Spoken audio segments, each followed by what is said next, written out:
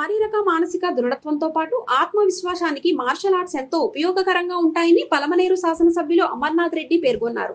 పలమనేరు పట్టణంలోని శ్రీనగర్ కాలనీలో గురువారం ఆయన వీకే మార్షల్ ఆర్ట్స్ అకాడమీ ప్రారంభించారు. ఈ సందర్భంగా మార్షల్ ఆర్ట్స్ లో శిక్షణ పొందిన పలువురు చిన్నారులు తమ నైపుణ్యాలను ప్రదర్శించారు. అనంతరం ఆయన మాట్లాడుతూ ప్రస్తుత సమాజంలో క్రీడలతో పాటు మార్షల్ ఆర్ట్స్ పై ప్రతి ఒక్కరూ దృష్టి సారించాలన్నారు. ప్రధానంగా ఆడపిల్లలకు మార్షల్ ఆర్ట్స్ ఎంతో ఆత్మవిశ్వాసాన్ని నింపుతుందన్నారు. తల్లిదండ్రులు వారి పిల్లలకు చిన్నప్పటి నుంచే మార్షల్ ఆర్ట్స్ పై మక్కువ పెరిగేలా చూడాలని, తద్వారా వారికి ఆరోగ్యంతో పాటు పలు అంశాల్లో అవకాశాలు లభించేందుకు వీలవుతుందని ఆయన అన్నారు.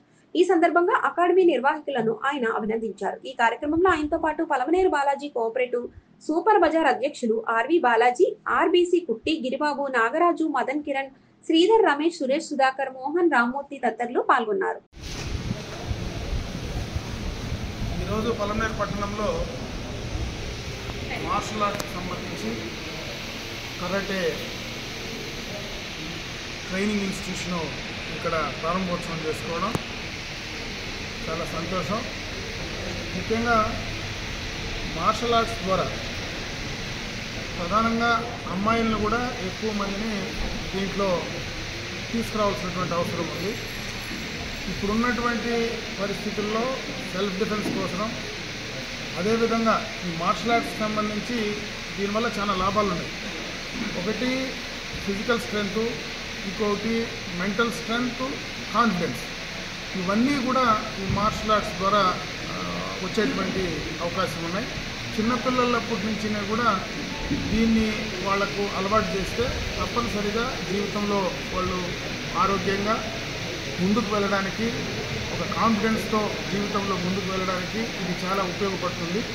గతంలో 2008లోనే ఇక్కడ మొట్టమొదటిగా మార్షల్ ఆర్ట్స్ ఈ పలమనేరు గంగవరంలో కూడా మొదలుపెట్టడం జరిగిందని చెప్పి కూడా తెలియజేయడం జరిగింది.